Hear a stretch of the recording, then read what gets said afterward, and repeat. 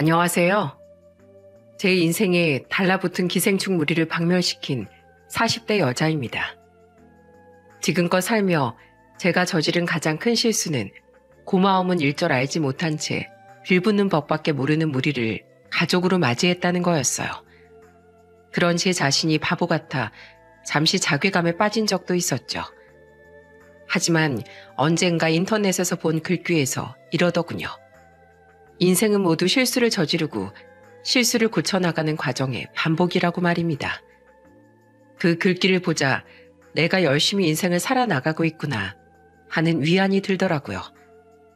저 명언처럼 실수를 고쳐나가기 위해선 과거를 교훈 삼아 같은 실수를 반복하지 말아야겠다는 생각이 들었어요. 그래서 저는 과거를 천천히 되짚어보기 위해 일기장을 써내려가듯 이 사연을 적게 되었습니다. 부디 제가 겪었던 일을 듣고 다른 분들께선 저 같은 실수의 구렁텅이에 빠지지 않으셨으면 좋겠네요. 저는 지방광역시 출신으로 비교적 넉넉한 집안에서 자랐습니다. 자식밖에 모르던 부모님은 저와 두 남동생을 금이야 오기야 정성을 다해 키워주셨죠. 살던 지역에 취업한 동생들과 달리 서울에 있는 대학에 합격한 후 저는 쭉 서울의 터를 잡고 살게 되었어요. 작은 웨딩 컨설팅 회사에 다니던 전 나이 28에 2살 많은 남편과 결혼을 했습니다. 지인의 소개로 만난 구급 공무원이었던 남편은 소박한 사람이었어요. 시댁은 차로도 한참을 들어가야 나오던 강원도 산골에 있는 다 쓰러져 가던 집이었는데 어렸을 때부터 찢어지게 가난한 집에서 두 여동생과 자랐던 터라 항상 검소함이 몸에 배어 있었죠. 사람마다 주어진 환경이 다른데 어떻게 남들 하는 걸 다 하고 살 수 있겠어? 주어진 것에 만족하고 사는 법을 알아야 인생이 조금이나마 행복해지더라고. 비록 가난했지만 삶에 대한 태도가 현명해 보였기에 저는 남편과의 결혼을 결심할 수 있었습니다. 감사하게도 친정아버지는 서울 외곽의 작은 아파트 하나를 마련해 주셨어요. 물론 외곽에 위치했다곤 해도 서울이라고 비싸긴 했지만 운이 좋게 금매로 시세보다 저렴하게 나온 매물을 찾았거든요. 시댁은 아무것도 지원해 줄 수 없는 상황이라 남편은 저희 부모님께 죄송하고 감사해했죠. 우리 부부와 두 손아래 시누이는 매달 30만 원씩 용돈을 각출해서 보내드렸어요. 부부는 남의 땅을 빌려 작게 쌀농사를 지으며 생계를 꾸려가고 계셨는데 그 벌이로는 빚까지 갚으며 살아가긴 조금 빠듯하셨거든요. 평생 3남매를 키우느라 고생하신 걸 알기에 저는 그 돈이 전혀 아깝지 않았고 남편은 그런 저에게 고마워했습니다. 연년생 아들 둘을 낳으며 일을 그만뒀던 전 큰아들이 4살 때 아버지께 차용증을 쓰고 돈을 빌려 직접 웨딩 컨설팅 회사를 차렸어요. 전에 미리 계획했던 창업 기획서도 있고 부도가 나서 망했던 전 회사 상사 두 분이 저를 믿고 창업 멤버로 와주기로 하셨거든요. 무엇보다 워낙 이쪽에 대해 많이 공부해 성공해낼 거란 자신도 있었고요. 처음 몇 번은 난관에 봉착하긴 했지만 저를 응원해주는 남편 덕에 저는 주저앉지 않을 수 있었습니다. 그렇게 치열하게 살다 보니 어느새 제 사업은 자리를 잡아가기 시작했어요. 기존 방식의 구성을 달리해 내놓은 웨딩 상품이 잠시나마 대박을 치기도 해 제 회사는 사업 시작 3년 만에 제법 빠르게 성공 반열에 올랐죠. 아버진 됐다고 하셨지만 저는 제 투자 비용을 제외한 수익금 대부분을 모아 빠르게 아버지께 빌린 투자금도 갚을 수 있었네요. 그런데 제 나이 36에 시댁에 일어난 한 가지 사건으로 인해 제 평탄했던 인생은 점차 변하기 시작했습니다. 아이고 어머마, 큰일 났다.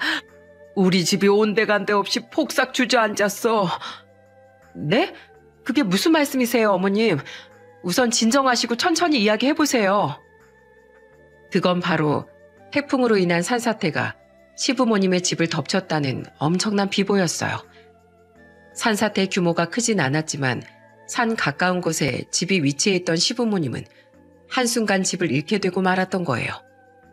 불행 중 다행이었던 건 읍내에 볼 일이 있어 집을 비웠던 시부모님이 다치지 않았다는 것과 마을에도 인명피해가 없었다는 사실이었죠. 두 분은 우선 근처 도시에서 회사를 다니며 혼자 살던 막내 신우의 집으로 거처로 옮기셨습니다. 바쁜 시간을 빼서 두 분을 뵈러 가니 그 짧은 사이 두 분의 얼굴이 지나치게 수척해지셨더군요. 우린 이제 끝났다. 가진 거라곤 이 두 몸뚱이랑 그 집 한 채가 전부였는데 나라에서 보상을 해준다고 한들 얼마나 해주겠니? 나랑 네 시애미가 그나마 농사 지으면서 입에 풀칠했는데 그 놈마저 엉망이 되어버려서 올해 수확은 다 날라갔다. 땅 주인 말이 그거 복구하려면 한참이래. 이래서야 내년엔 그 땅 빌려서 농사도 못 짓게 생겼으니 우린 어디서 뭘 먹고 살아야 한단 말이냐. 평생 고생하신 두 분이 너무 안타까웠던 전 고민 끝에 두 분께 아파트 한 채를 얻어드리기로 했어요. 어차피 이제 농사일을 못할 것 같다고 하시니 두 분이 사시던 곳에서 조금 떨어진 시내 아파트를 제 명의로 얻어드린 거죠. 다행히 시골 지방이라 집값이 그렇게 비싸진 않더라고요. 이사를 한 날 두 분은 아이처럼 웃으며 신난 마음을 감추지 못하시더군요. 아이고, 볕도 넉넉히 들고 창문도 튼튼한 게 우풍 같은 건 들지도 않겠다. 마음에 드세요, 어머님? 아유, 들다 마다. 나랑 영감 생전 이렇게 좋은 집에 살 거라곤 꿈도 못 꿔봤다. 아이고, 이 화장실 깨끗한 것 좀 봐. 욕조도 있어. 고맙다, 어머마.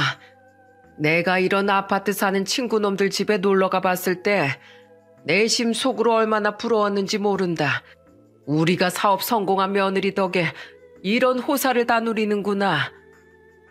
너무 좋아하는 두 분의 모습을 보니 참 잘한 일이다 싶더라고요. 남편과 시누이들 또한 기뻐하던 두 분의 모습을 보고 저에게 무척이나 고마워했죠. 그때까지만 해도 미처 알지 못했습니다. 한없이 순박해 보였던 시댁 식구들의 마음에 욕심이란 놈이 꿈틀대기 시작했다는 사실을요. 어느 날 남편은 제게 비싼 실내 골프장 회원권을 끊고 강습을 받고 싶다고 말하더군요.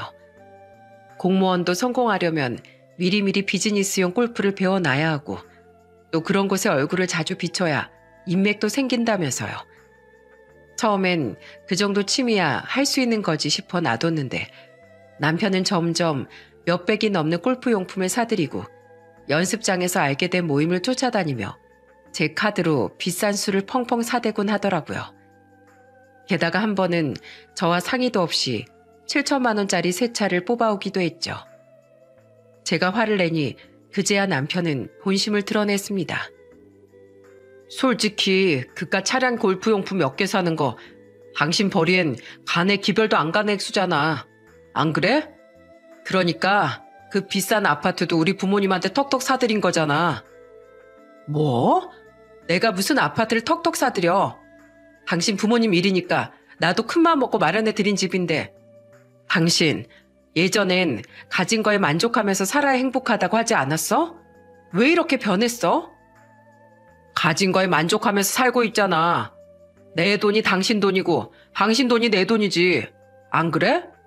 그리고 내가 막상 돈을 좀 써보니까 확실히 돈 많은 사람들이 왜 그렇게 좋은 것만 하고 사는지 알겠더라고. 삶의 만족도가 달라. 지금 사업 잘 된다고 언제까지 그러리란 법이 어디 있어. 정작 난 사업 어떻게 될까 불안해서 더 돈을 아끼고 있는데 당신이 이렇게 사치하면 어떡해. 잔말 말고 앞으로 더는 차든 골프용품이든 사들이지 마. 내 카드도 다시 내놔. 앞으로 또 돈 가지고 문제 일으켰다간 국물도 없을 줄 알아. 제 말에 남편은 구시렁대며 방으로 들어가 버리더군요. 그날 남편의 말을 듣고 깨달았어요. 제가 시부모님에게 집을 사준 일로 남편은 생각보다 제 벌이가 많다고 판단하고 돈을 쓰고 다닌 겁니다. 게다가 한 번 돈을 써보니 남편은 돈을 쓰는 맛에 물들기까지 했던 거예요. 제가 으름장을 놓은 덕에 남편은 한동안 잠잠해졌습니다. 그런데 문제는 남편뿐 아니라 시부모님과 두 시누이마저 남편과 같은 생각을 갖고 있던 거예요. 큰 신우는 결혼 준비하느라 돈이 모자란다고 했고, 작은 신우는 회사에서 권고사직을 당해 힘드니까 시부모님의 용돈을 당분간 저와 남편이 오롯이 감당해 주길 바랬습니다. 게다가 경비일을 구했다던 시부는 지각하지 말라고 잔소리하는 직원이 짜증나 일을 그만두었다며 제게 용돈을 150만 원까지 올려달라고 요구하더군요. 두 분이 먹건 사셔야 하잖아. 당신 말 듣고 나 요새 씀씀이 많이 줄였으니까 우리 부모님 사정 좀 봐주면 안 될까? 아버지 금방 일 구하신다잖아. 부탁해 여보. 어차피 길어야 몇 달일 테니 저는 남편의 부탁에 못 이겨 시부모님의 용돈을 잠시 올려드렸습니다. 거기에 멈추지 않고 큰 신우는 제게 전화해 이런 부탁을 하기까지 했어요. 새언니, 언니네 회사 웨딩 상품 저한테 무료로 좀 지원해 주시면 안 돼요? 명색이 웨딩업체 대표인데 신우이 결혼할 때 도움 좀 주세요. 저희 부모님은 한 푼도 지원 못 해주시는데 예비 신랑 부모님이 전셋집까지 마련해 주신다고 하니까 제가 너무 기가 죽어서 그래요. 당시 마스크 시국 때문에 결혼식이 취소되거나 미뤄지는 경우가 많아 제 사업장 사정도 좋진 않았어요. 때문에 곤란했지만 저는 결국 큰 신우의 부탁을 들어주었습니다. 크게 손해보는 일도 아니고 신우의 말대로 집안 차이가 심할 때 한쪽이 얼마나 속상해하는지 잘 알고 있었으니까요. 그냥 새언니로서 주는 결혼 선물이라고 생각하기로 했죠. 이외에도 큰 신우는 애를 낳고 출산 선물로 현금 500을 달라질 않나, 조카 돌 땐 고생한 자기에게도 선물을 달라질 않나 요구가 끝이 없었습니다. 출산 선물로 아기 침대도 브랜드 있는 걸로 해주고 조카 돌 땐 돌반지도 해줬건만 고마워하지 않는 모습에 정이 뚝 떨어지더군요. 게다가 분명 재취업을 했으면서도 작은 신우는 종종 카드값이 밀렸다며 저에게 100, 200만 원씩 빌려가곤 갚지도 않더라고요.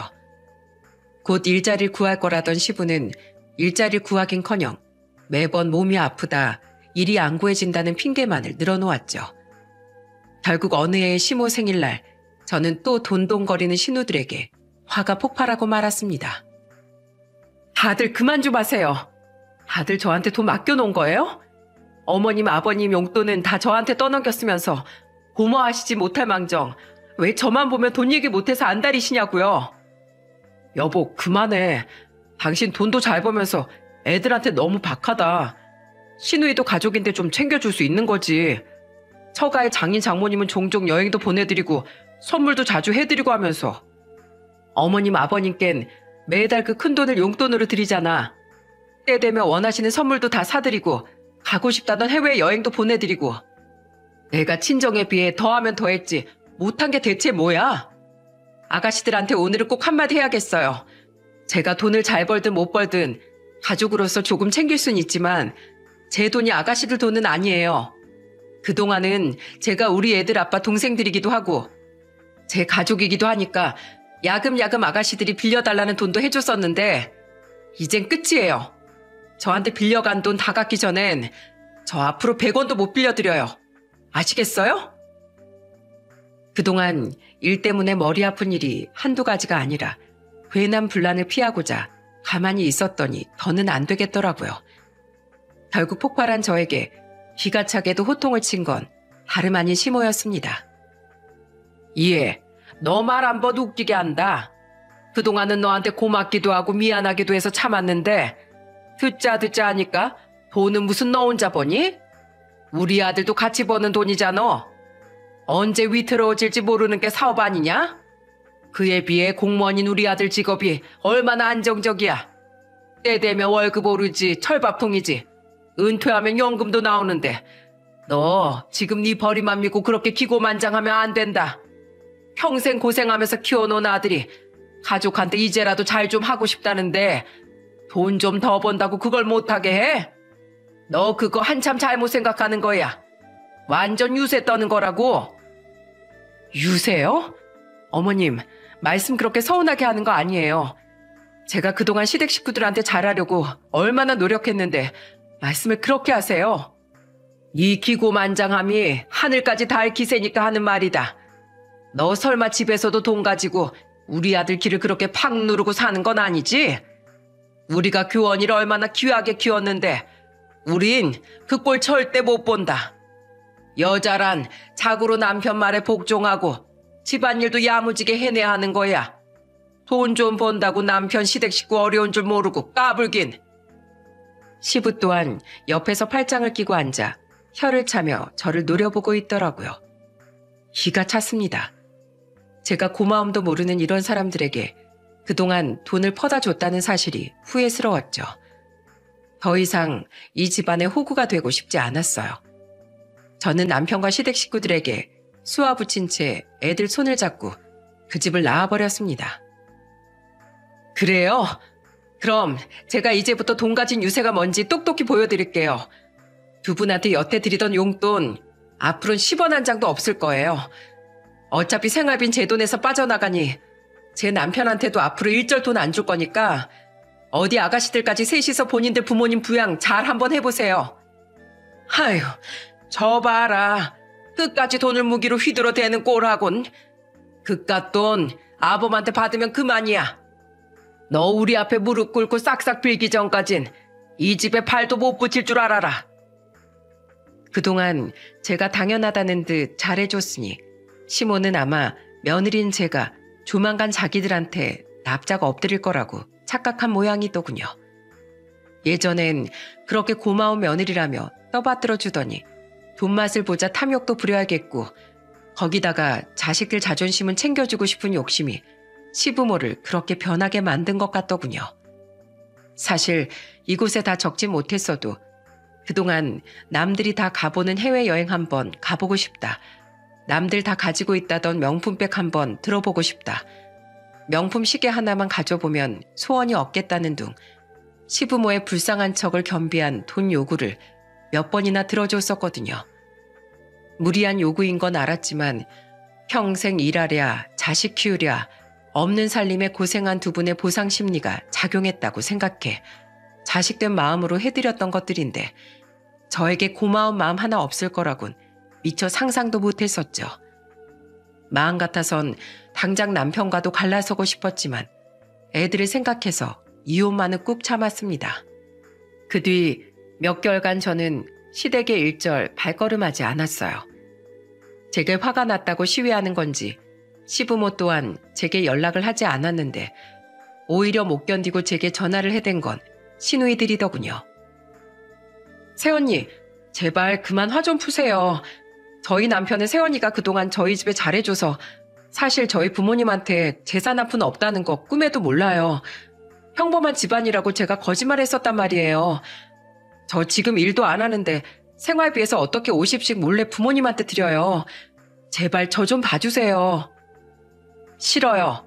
전 고마운 줄 모르는 사람들한테 더 이상 호구되고 싶지 않네요. 돈 없다고 징징대던 건 막내 시누이도 마찬가지였어요. 눈치를 보니 남편은 저에게 생활비로 100만 원씩 주랴 남은 돈으로 시부모 용돈 주고 자기 생활하랴 힘든 것 같더군요. 제 눈치만 슬슬 보던 남편은 은근슬쩍 저에게 시부모 이야기를 꺼내려고 했지만 싸늘한 제 눈초리에 결국 아무 말도 못했죠. 그런데 어느 날 저는 전혀 걱정 않던 친정에 관한 엄청난 소식을 듣게 되었어요. 평소 아무렇지도 않게 안부를 주고받았던 친정아버지는 대뜸 울먹이며 제게 이러시더군요. 아버지, 우세요? 왜요? 무슨 일인데요? 사실 결혼한 이 큰동생이 몇 년 전부터 일 그만두고 나한테 사업 자금을 대달라고 했었다. 처음엔 반대했는데 왜 누나인 너한텐 사업 자금 지원해줬으면서 자기한테는 안 해주냐고 따지더구나. 똑같이 집을 해줬어도 서울 집값이 배는 비싸다면서 자식 차별하지 말라길래 내 마음 약해서 돈을 대준 게 화근이었어. 그 뒤로 몇 번이나 사업을 말아먹으면서도 이제 와서 자기 받아주는 회사도 없고 살 길은 사업뿐이라고 몇 번이나 돈을 요구해갔다. 우린 손주 낳고 사는 큰며느리한테 미안해서 하늘 수 없이 돈을 해줬어. 근데 나도 은퇴한 지 좀 됐다 보니까 지금은 돈을 버는 것도 아니니 재산이 빠르게 축나더구나. 결국 지금 사는 아파트까지 담보로 대출을 받았는데 그때 2억이나 더 대출 받아서 네 막내 동생 결혼할 때 아파트까지 또 사줬다. 네? 아니 그럼 막내 결혼할 때 사주신 집값이 다 빚이었다고요? 왜 그러셨어요, 아버지? 너한테도 네 큰동생한테도 우리가 이것저것 많이 해준 걸 아니까 자기 결혼할 땐 집 하나 못 받게 생긴 게 억울했나 봐. 게다가 막내 며느리가 식당을 크게 해서 돈도 잘 벌잖니. 일개 중소기업 회사원이라 벌이도 월등히 적은 자기가 집까지 못해가면 처가에서 무시받고 살 거라고 나한테 울고불고 난리를 치는데 돈으로 자식을 차별하면 안 된다는 생각에 그만 그래버렸다. 근데 분명 올해까지 적어도 5천만 원은 갚기로 했던 이 큰동생이 결국 한 푼도 못 갚겠다고 해째라 식으로 나오더구나. 그래서 아무래도 이 집은 팔아야 할 것 같아. 다달이 갚아야 하는 대출금의 이자까지 다 하니 더는 감당이 안 돼. 그렇다고 자식들 욕을 다른 데다 할 수도 없고 속이 너무 답답해서 너에게라도 털어놓으려고 전화했다. 그동안 집안 싸움 날까봐 너한테 숨겼던 건데 어차피 이렇게 된 마당에 언젠가 넌 알게 될 거 아니냐. 매달 몇십만 원씩이라도 당분간만 도와달라고 막내한테 전화했더니 자긴 돈 없다면서 그놈 요새 우리 전화 받지도 않는다. 아들 놈들이 어쩜 이렇게 하나같이 금수들이냐. 그런 놈들을 자식이라고 내가 한쓸개까지 내어준 결과가 결국 이거로구나. 아버지, 울지 마세요. 우선 그 아파트는 파세요. 그리고 빚 갚고 남은 돈은 우선 두 분 노후 자금으로 쓰시고 제가 지금 사시는 아파트만큼 좋은 곳은 못 돼도 적당한 아파트 한 채 마련해 드릴게요. 네가? 아이고야, 됐다. 너한테 손 벌리려고 이런 전화한 거 아니야. 제 말대로 하세요, 아버지. 그동안 아버지가 저한테 해주신 게 얼만데 제가 집 한 채 못 해드릴까 봐요. 시국 때문에 주춤했던 이쪽 시장도 요샌 오히려 결혼식 미뤘던 사람들까지 전부 늦은 결혼식 올리게 돼서 요새 저희 회사 매출 최고로 올랐어요. 아버지 딸, 아버지 덕에 성공한 사업으로 능력 꽤나 되니까 아무 걱정 마세요. 아버지는 딸밖에 없다며 펑펑 우시더라고요. 그리고 저는 이 소식을 남편에게도 전달했습니다. 솔직히 제 돈으로 해드리는 거지만 부부 사이에 이런 큰일에 대한 궁유는 해야 할 것 같아서요. 그런데 그때 귓가에 들리는 남편의 말은 제 뒷골을 띵하고 울리게 만들었네요. 에휴, 노인네들이 자식을 고생시키는구만. 그러게 왜 그렇게 뒷일 생각도 없이 돈을 펑펑 써댔대? 뭐라고? 당신 지금 말 다 했어? 경악을 했습니다. 물론 저희 부모님이 현명하지 못하게 동생들에게 돈을 퍼주신 건 맞지만 그동안 시부모와 시누들이 뜯어간 돈이 얼만데 남편 입에서 나올 말은 아니지 않나요? 가시돋친 제 말투에 잠시 흠칫하는 것 같더니 이내 남편은 볼멘 소리를 늘어놓더라고요. 아니, 따지고 보면 그렇잖아. 우리 먹고 살기도 힘든데 이런 상황에 꼭 그 비싼 집을 해드려야겠어? 누가 먹고 살기 힘들어? 우리 하나도 안 힘들어. 당신 집에서 밥 굶은 적 있어? 나도 우리 애들도 잘 먹고 잘 살고 있는데 뭐가 힘들어? 내가 힘들잖아, 내가. 솔직히 당신 진짜 너무한 거 아니야? 우리 부모님 돈 한 푼 없는 거 뻔히 알면서 어떻게 이렇게 몇 달 동안 등 돌리고 모른 척 할 수가 있어? 나 요새 당신이 끄는 부모님 용돈 충당하느라 일할 때 밥 한 끼 사 먹는 돈도 아끼고 있어. 내 동생들도 자기들 사정 어렵다면서 이젠 20씩밖에 돈도 안 보냈단 말이야. 나 요새 골프장 강습도 못 나간다니까? 아, 그러니까 당신 부모 도와주고 당신 골프 칠 돈은 없는데 오갈 데 없게 생긴 우리 부모님을 굳이 도와줘야 하나 이거지? 말이 아다르고 어다르긴 한데 뭐 말하자면 그렇지. 당신 부모님이랑 다르게 우리 부모님은 원래 우리 도움 없이 살기 힘든 분들이셨잖아. 근데 그 지원을 이렇게 단번에 끊어버리면 되겠어? 여보, 그러지 말고 장인 장모님 도와줄 거면 우리 부모님도 좀 도와줘. 따지고 보면 장인 장모님도 지금 일 안 하시고 계신 건 마찬가지인데 잣대를 너무 우리 부모님한테만 엄격하게 들이대는 건 너무 불공평하지 않아? 우리 아버지 은퇴하고 허리수술 받으신 거 몰라? 엄마도 아버지 몸 불편하셔서 옆에서 계속 간병하시고 보살피시느라 꼼짝도 못하신 거 알면서. 그리고 당신, 내가 당신 부모님한테 아파트 해드린 거 잊었어? 반면에 우리 부모님은 이 비싼 서울 아파트를 우리한테 해주신 분들이야. 비교할 걸 비교해야지. 내가 지금 거기에 작은 아파트 하나 해드린다고 해도 아버지가 우리한테 해주신 거에 절반밖에 안 돼. 돈 없으면 부모 취급도 안 해주는 거야? 당신 진짜 못됐다. 우리 부모님이 당신을 얼마나 아끼셨는데 평생 고생하신 우리 부모님은 어떻게 안중에도 없어? 뭐 저번에 우리 어머니가 좀 뭐라고 했던 거? 세상에 어떤 시부모가 아들 무시하는 며느리한테 잘한다 그래? 엄마 된 입장에서 못마땅하면 한 소리 할 수도 있지. 며느리가 돼서 그거 한마디 못 참고 용돈까지 끊어버리냐? 진짜 독하다 독해. 잔말 말고 우리 집에 용돈 다시 드리기 전까지 나 처가에 아파트 절대 못 해드려. 평생 고생한 걸 왜 며느리 돈으로 다 보답받으려고 하는 건데? 나 저번에 시댁 갔다가 아버님인지 어머님인지 몰래 베란다에 숨겨둔 골프 가방 봤어. 그 부모의 그 아들이라고 돈 한 푼 안 벌고 며느리한테 용돈 받았으면서 골프 배우러 다니시는 것 같더라. 거기다가 내가 그동안 해드린 명품 가방, 옷, 시계, 구두까지 월에 단돈 150이 없어서 자식들한테 받아 쓰는 형편에 그게 맞다고 생각해? 내가 부모 취급을 안 해줬다고? 그랬으면 내가 저 비싼 것들을 다 해드렸겠어? 두 분 고생하면서 사신 거 아니까 나도 눈 딱 감고 그동안 요구 들어드리고 아가씨들도 도와줬던 건데 나한테 그딴 식으로 말하니까 나도 참다가 터진 거지. 그나마 애들 아빠라고 내가 당신까진 안 내쳤던 건데 방금 확실히 깨달았어. 자기 부모한테 해준 건 당연하게 여기고 집 해주고 사업까지 시작할 수 있게 해준 우리 부모님은 안중에도 없는 당신 같은 인간은 내 인생에서 영원한 아웃이야. 뭐? 아파트를 절대 못 해드려? 내 돈에 가다할 당신 입김 같은 건 단 1g도 없어. 여기 우리 아버지가 해주신 내 명의 집인 거 알지? 난 더 이상 당신이랑 못 사니까 당장 나가. 그리고 당신 식구들, 내가 당신 부모한테 해준 집은 당연히 안 건드릴 줄 알았나 본데 완전한 오산이야. 나 오늘 당장 그 집 내놓을 거야. 앞으로 너희들 부모는 너희가 알아서 부양하고 살아. 뭐? 여보, 이혼이라니. 그 집을 내놓는다니. 그럼 우리 부모님은 갑자기 어디서 살라고? 어? 내 알바야? 내가 왜 남들 당신 부모한테 집을 적선해야 돼? 이혼하고 네가 알아서 집 구해서 모시고 살던지 텐트라도 치시게 하고 살던지 알아서 해. 여보, 내가 미안해.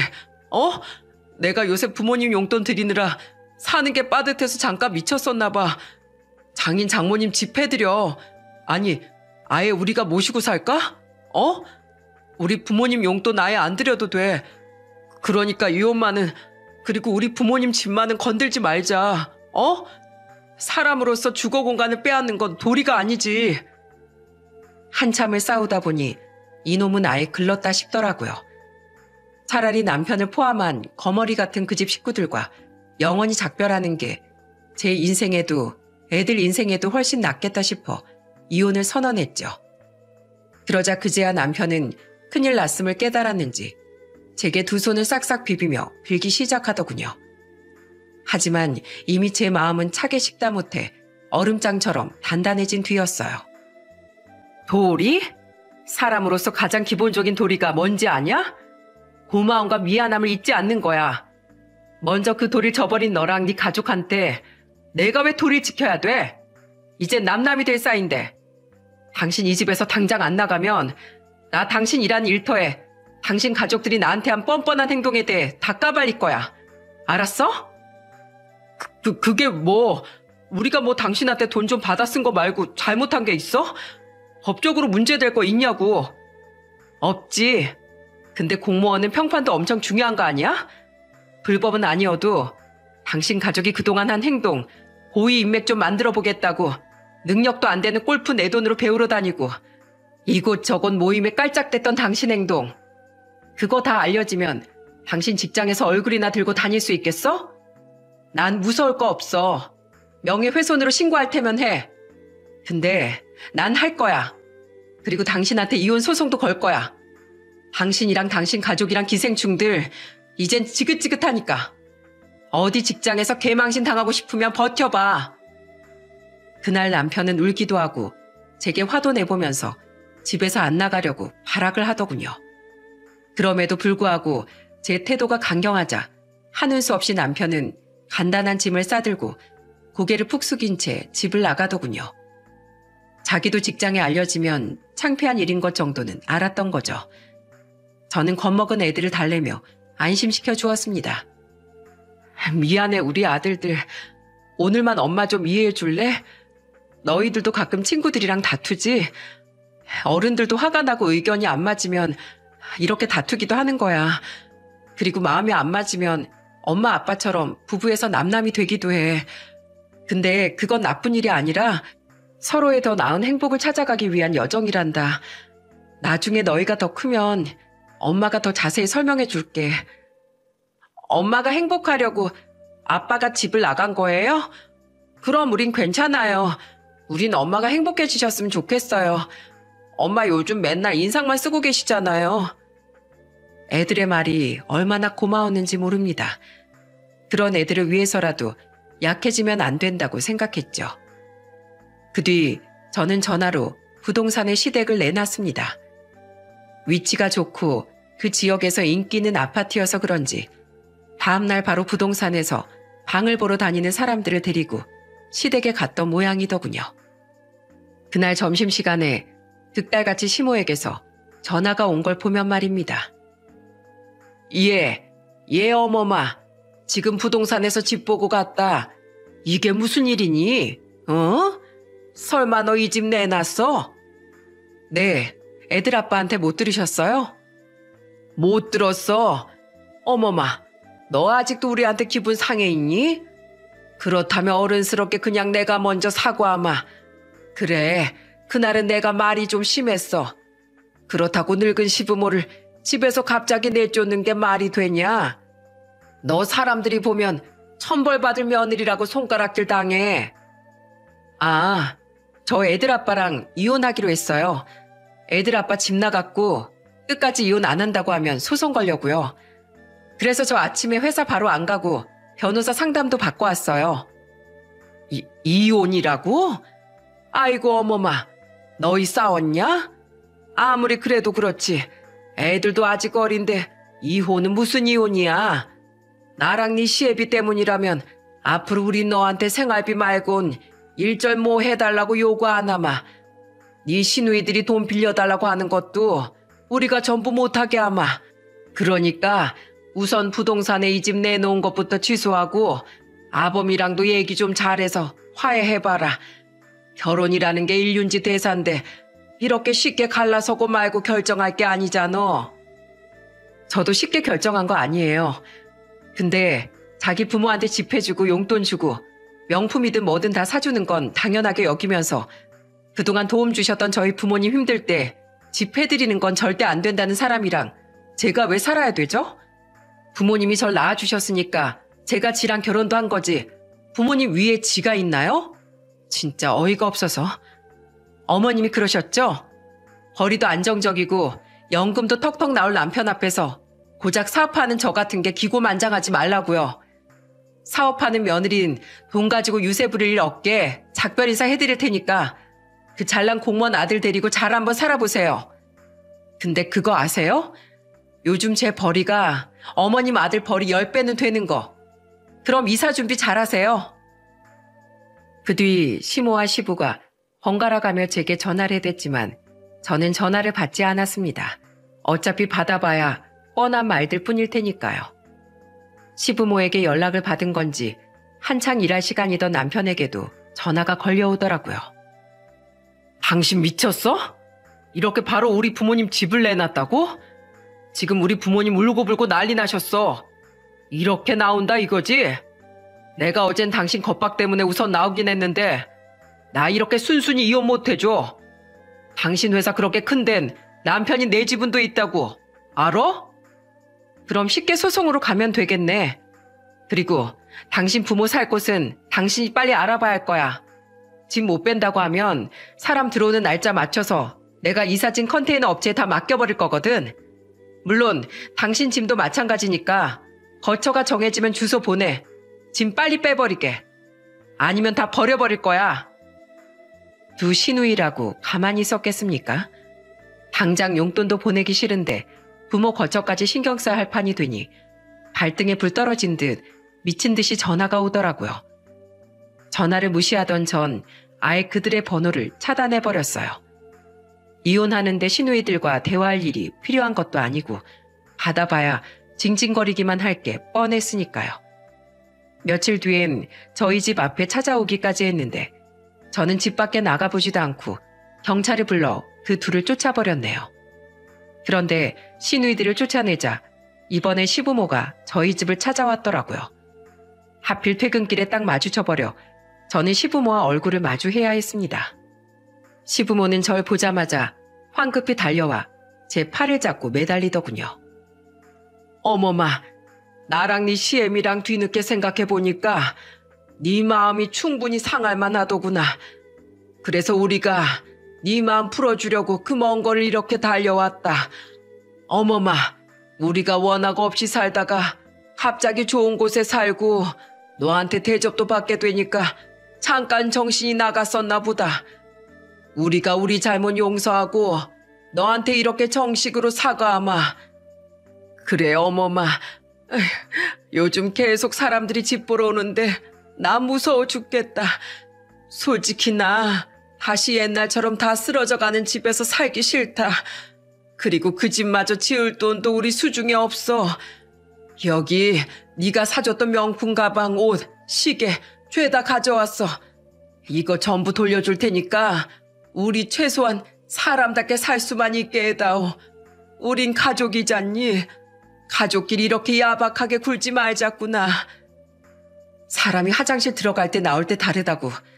두 분이 그동안 편하게 누리신 것들이 얼마나 고마운 건지 이젠 아시겠어요? 근데 이미 늦었어요. 제가 두 분께 대가 없이 잘해드렸던 건 절 존중해주는 남편 부모님일 때 이야기죠. 이미 애들 아빠는 두 분처럼 돈과 자기 자신, 그리고 자기 부모 안위에만 눈이 먼 사람이고 남남인 그 사람 부모님께 제가 더 이상 잘해드릴 이유는 더더욱 없겠죠? 가지고 오신 건 제 돈으로 드렸던 거니까 감사히 가져갈게요. 팔아서 저희 부모님 제주도 여행이라도 한번 보내드려야겠어요. 또 찾아오시면 그땐 아가씨들처럼 경찰차 타고 쫓겨날 테니까 더는 오지 마세요. 그럼 안녕히 가세요.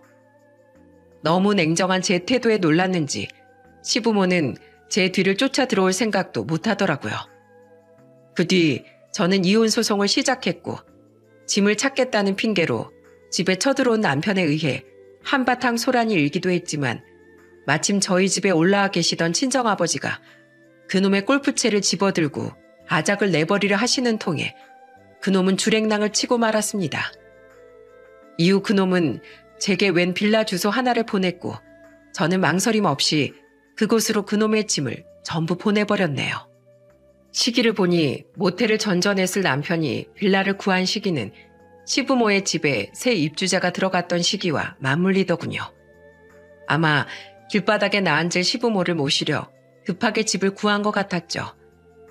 가진 돈이 많이 없었을 테니 아무리 빌라라도 서울인지라 자가로 들어가지 못했을 거고 아마 월세나 대출을 받아 전세로 들어가지 않았을까 추측됐어요. 하지만 관여하고 싶지 않아 굳이 물어보지도 않았네요. 소송 끝에 저는 승소해 이혼을 하고 아이들의 양육권도 가지고 올 수 있었습니다. 그놈의 골프 치랴, 골프 모임 쫓아다니랴, 정신 팔린 뒤론 애들과 거의 시간을 보내지 않던 사람이라 애들도 아빠를 따라가길 원하지 않았거든요. 남편을 맨몸으론 쫓아내지 못했지만 유책 사유가 남편에게 있고 그동안 시댁에 들어간 돈이 워낙에 많았기에 남편은 쥐꼬리만한 재산 분할밖에 받지 못했어요. 우리가 너한테 괜한 폐를 끼치는 건 아닌지 모르겠구나. 그런 말씀 마세요, 아버지. 엄만 어때요? 두 분 오시기 전에 방 미리 꾸며봤는데 마음에 드세요? 아빠 허리 때문에 두 분 침대에 특히 더 신경 많이 썼어요. 그리고 전 부모님께 집을 해드리는 대신 아예 살던 집을 팔고 조금 더 넓은 집으로 이사해 두 분을 서울로 모셨어요. 부모님이 거처하실 집을 알아보던 와중에 큰동생이란 놈이 어떻게든 돈 좀 더 마련해달라며 부모님 집에 찾아와 난동을 부렸거든요. 그런 두 분께 다시 집과 노후 자금이 남은 걸 알면 동생 같지도 않은 두 놈이 찾아가 또 돈을 뜯어낼 것이 눈에 보였기에 부모님을 설득해 합가를 하기로 한 거죠. 근데 우리가 너한테 너무 큰 패를 끼치는 거 아니냐, 서연아? 아니에요. 저야말로 애들만 집에 두기도 불안하고 부모님 건강도 걱정되는 와중에 다 같이 살면 오히려 걱정도 덜고 좋죠.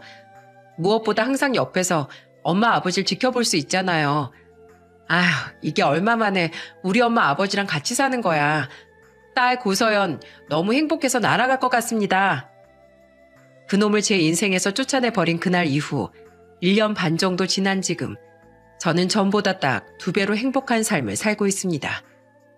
부모님 또한 일찍이 품에서 떼어놨던 딸과 그토록 예뻐하던 손주들까지 함께 살게 되니 날이 갈수록 얼굴이 밝아지시더라고요. 게다가 여러분도 아시다시피 마스크 시국이 끝을 보이며 결혼하는 커플이 쏟아져 나와 제 사업은 날이 갈수록 번창하고 있답니다. 문제는 제 두 남동생이었어요. 큰동생은 부모님이 저희 집으로 오신 걸 알곤 이제 저희 집에까지 찾아왔더군요. 양심도 없이 또 사업을 말아먹고 돈을 요구하려고 찾아온 거죠. 저는 그놈에게 냅다 찬물을 끼얹으며 쫓아냈고 그놈은 지금 결국 빚만 잔뜩 남아 올케에게도 이혼당하고 다른 지역에서 막노동을 하며 살고 있습니다. 뜯어낼 돈이 없자 명절 때조차 부모님 앞에 코빼기도 보이지 않고 말이에요. 또한 막내는 돈 잘 버는 막내 올케의 부모님까지 모시고 살게 되며 거의 머슴 취급을 받고 있는 것 같더라고요. 아이도 없는데 왜 이혼을 안 하나 했더니 자긴 그래도 돈 잘 버는 아내 옆에 붙어 있을 거라네요. 게다가 저희 부모님께 나올 게 없다는 것 같자 올케는 명절에도 저희 집엔 발길도 안 왔는데 등신 같은 막내 또한 자기 아내 말을 잘 들어야 한다며 부모님께 얼굴 보인 지가 오래죠. 자식을 잘못 키워도 한참 잘못 키웠다며 저희 부모님은 드디어 두 남동생을 포기하셨습니다. 오죽했으면 자식 바보인 두 분 입에서 자신들에겐 더 이상 아들이 없다는 말이 나왔을 정도로요. 저는 속상해하시는 두 분을 안아드리며 제가 한 명이 아닌 3명 몫까지 효도하며 살겠다고 위로해드렸네요. 그렇게 부모님과 아이들과 행복하게 살던 와중 얼마 전 남편의 전화를 한 통 받게 되었어요. 애들 때문에 연락처를 차단하지 못했거든요. 그동안 애들이 전 남편을 보고 싶어 하지 않아 전 남편은 애들을 한 번도 보지 못했는데 그 문제인가 싶어 전화를 받은 전 짜증이 확 솟구치고 말았네요. 여보, 잘 지내? 누가 당신 여보야? 용건만 말해. 왜 전화했어? 그게 있지? 여보, 사실 나 사는 게 너무 힘들어서 전화했어. 뭐? 여보, 나 진짜 요즘 집에 들어가는 게 너무 싫어. 나 당신이랑 이혼할 때 대출 받아서 마련한 그 방 2칸짜리 빌라 전셋집에 아직 살고 있거든? 처음엔 부모님하고 셋이 살아서 그래도 괜찮았는데 작년에 갑자기 상희가 이혼당하고 이 집에 짐 싸들고 쳐들어온 거야. 당신 큰 신우가. 걔가 매제 몰래 결혼 전 버릇 못 고치고 사치를 심하게 했나 보더라고. 매제는 능력껏 사는 거겠지 하고 뒀는데 알고 보니까 걔가 매제 몰래 대출을 계속 받았던 거야. 결국 그거 들켜서 이혼당하고 직장 그만둔 지도 오래돼서 양육권도 빼앗겼다더라. 거기다 얼마 뒤엔 전셋집 보증금 빼서 밀린 카드값 갚았다면서 막내까지 우리 집으로 쳐들어왔다니까? 직장에서도 술 먹고 뻗어서 무단 결근하다 해고당했다면서. 그래서 지금 그 좁은 집에 5 식구가 지내는데 난 동생들한테 방도 빼앗기고 지금 거실에서 지내. 지금 그 둘은 변변한 직장도 없이 아르바이트만 하면서 놀고 먹고 있고 나만 박봉으로 뼈 빠지게 5 식구들 부양하고 있다고. 근데 그럼에도 불구하고 나 집에 가면 완전 구박땡이다? 내가 당신한테 잘하기만 했어도 우리 부모님 집도 안 뺏기고 부모님 용돈도 당신이 주고 있을 거고 자기들도 어려울 때 손 좀 벌릴 수 있을 거 아니니. 심지어 우리 부모님도 나만 보면 막 한숨을 쉬어. 자기들이 먹고 사는 게 다 누구 덕인지도 모르면서 사람들이 고마움을 하나도 모른다니까? 여보, 나 당신하고 우리 애들하고 살던 때가 너무 그리워. 나 우리 가족이랑 인연 끊을 테니까 제발 나 좀 한 번만 다시 받아주면 안 될까? 남편으로서가 안 되면 우리 애들 아빠로서라도, 어? 난 또 뭔 얘기라고? 애들이 보기 싫어해서 그동안 면접도 한 번 못한 당신을 내가 애들 아빠로서 필요로 해야 돼? 그리고 당신 가족들한테 지금 당하고 있는 당신 모습 딱 이혼 전 내 모습인 거 알지? 당신 식구들은 애시당초 고마움이라는 걸 모르는 천면피들이야. 마치 우리 부모님 집 얻어드리고 싶어 했을 때 눈을 까디집던 당신처럼 고마움을 모르는 사람들한테 어떻게 행복한 미래가 있을 수 있겠어? 다가온 복도 복인지도 모르고 차버리는 사람들한테. 난 지금 우리 부모님 모시고 살면서 그 어느 때보다도 행복해. 자식밖에 모르는 우리 부모님 대신 당신 부모한테 효도랍시고 이것저것 퍼졌던 걸 생각하면 아까워서 자다가도 막 이불을 걷어찬다고. 그러니까 다신 나한테 이딴 연락하지 마. 당신들은 스스로가 자초한 결과를 지금 책임지고 있을 뿐이니까. 만약에 애들이 당신 보고 싶다고 하면 면접 교섭권까진 내가 어떻게 할 수 없으니까 애들은 보게 해줄게. 근데 그거 왜 나한테 또 이딴 뻘소리 하려고 연락하잖아? 그럼 나 더는 안 기다리고 당신이 여태 안 보내던 양육비에 대해 다시 법적으로 청구할 거야. 그러니까 그 양육비도 수틀려서 확 소송 걸어버리기 전에 알아서 마련해서 보내. 알았어? 끊어. 살다 이렇게 염치 없는 인간은 정말 처음 본다니까요. 그게 고작 며칠 전 일이라 이 글을 쓰면서도 콧김이 뜨겁게 뿜어져 나오네요. 그런 한심한 놈과 10여 년을 부부로 살았다는 사실이 너무 짜증나서 말이죠. 이렇듯 아픔이 따르긴 했지만 부모님도 저도 우릴 호구로 여기던 인간들을 떼어내니 차라리 한결 마음이 편해진 상태로 지내고 있습니다. 저는 앞으로 부모님과 아이들만을 아끼고 사랑하며 열심히 회사를 운영해 나가려고 해요. 저는 다른 곳에 제 시간과 에너지를 낭비하지 않고 오로지 진정한 제 가족만을 위해 살아가고 싶으니까요. 여러분, 저는 제 사연을 통해 감사를 모르는 인간들에겐 휴지 조각 하나 내줄 필요 없다는 말을 전하고 싶네요.